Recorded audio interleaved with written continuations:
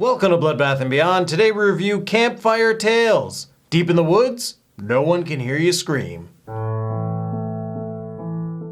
Directed by Martin Cunnert, Matt Cooper, and David Semel, starring J.R. Ferguson, Christopher Masterson, Christine Taylor, and Kim Murphy. Campfire Tales is a horror anthology about some teens that get into a car accident and they're left stranded. Waiting for police, they decide to make a campfire and tell spooky stories all night. This was a recommendation from Deke, our top donator over on Patreon. This is the first anthology I think he's recommended so far. This is also a movie I've never even heard of. However, while looking it up, people know about this. I don't know, people that we know and subscribe to have reviewed this before. Is Deke over there telling them to review this too? I have no idea. Or everyone's just starting to watch this in the last year. It's got star power, even though, because it's an anthology, they cameo. Right. There's a lot of people that you would recognize. Maybe that's why.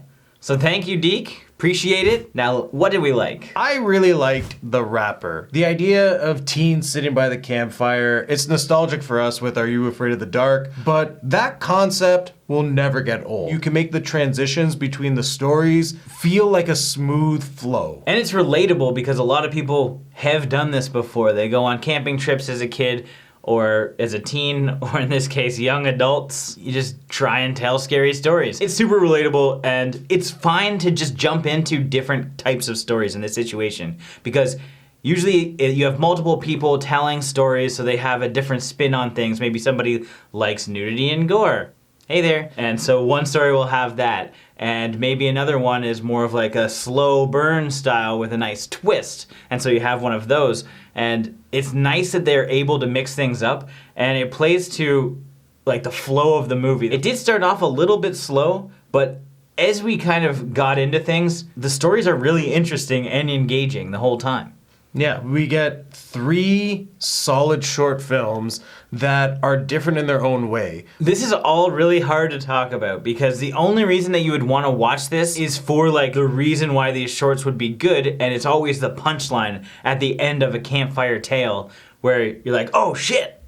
Didn't see that coming. And we can't say that. We can't say all those cool moments, so we just have to talk generally about some people are on their honeymoon, going to Vegas and bang a lot. There's a girl who's about to turn 12 who is shot very provocatively for her age. I don't know why. That was an odd choice. Then we have a motorcyclist going across the country. His motorcycle breaks down, and he finds some warmth and comfort in a home that is kind of a little strange. I mean, there's no lights. It's all just candlelit or oil lamps. She was polite. She took good care of him. I'd stay. Although I might wish that I didn't. I felt the acting was very well done in this movie. You have a wide range of actors, but between the wrapper and the 3 shorts, everyone did a great job. Even our intro to this film is its own little short. We had some young familiar faces in James Marsden and Amy Smart. They did a great job, and probably at this time they really were just having their career started. James was just trying to have fun on his date. And there was something creepy happening. And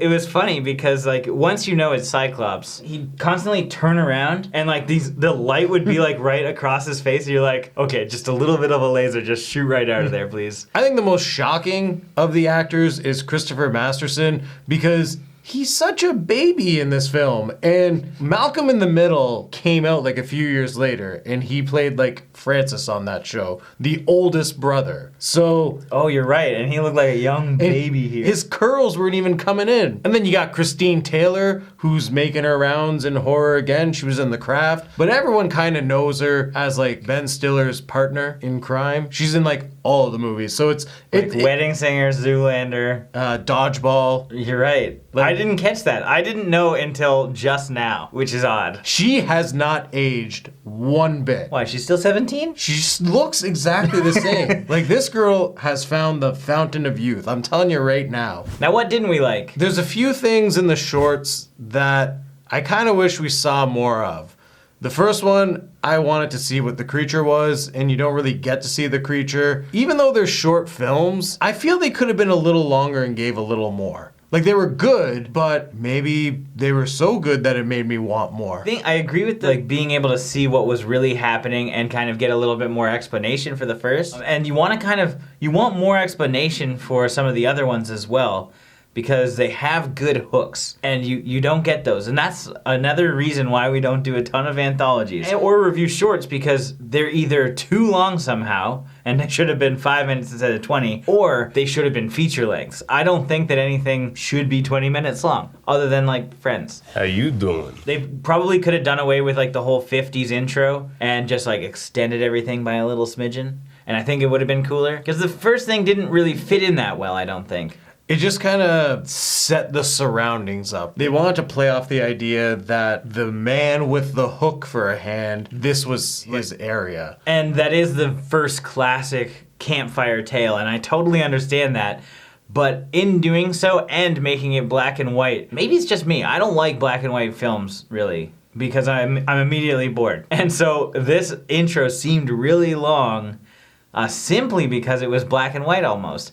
And not a ton happens, but it takes a while to even get to the rapper. Even if it is only like 10 minutes, it's still an extra 10 minutes you're waiting for something to happen. Another thing I would have liked to see more of, that one babe. Which one? The sister. Our dislikes are just generally show more. Whether it's babes or creatures, even some gore. It would have been nice, like they clearly had a bit of a budget and they knew how to work practical effects. So it would have been nice to see the kills. You don't get to see any kills in this film. You only get to see aftermath. I felt like we could have seen some kills. This film just didn't want to show us anything. Now it's time for our final thoughts and ratings. As an anthology, I think this worked really well. It had great pacing, we had different styles of shorts, but they all maintained a high quality, and they all had something unique for a hook at the end, which made us want more.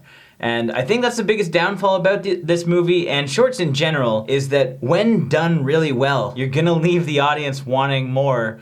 And here we are, 21 years later, and we don't have more. Where's Campfire Tales 2, huh? While I enjoy this movie as a whole, I don't think there was necessarily anything here that's worth the trouble of trying to track down. If you happen to find it somewhere, definitely pick it up, but it's not something that you have to watch. I do think that is an enjoyable movie if you can watch it, though. So I'm gonna give this 2.5 creatures given some window love out of 5. I really enjoyed this film. I thought it was good from beginning to end, and it was well executed. We had a very good rapper with a cliche and classic feel to it, and our 3 shorts that we got to see each had a unique take on storytelling, and it left me wanting more. I wanted to see more, but the stories themselves were very well done. And the second story is really gonna stick with me because it's the most realistic, so it's very creepy, but it was paced good, and we do have some great star power in this film. We have people who you're going to recognize,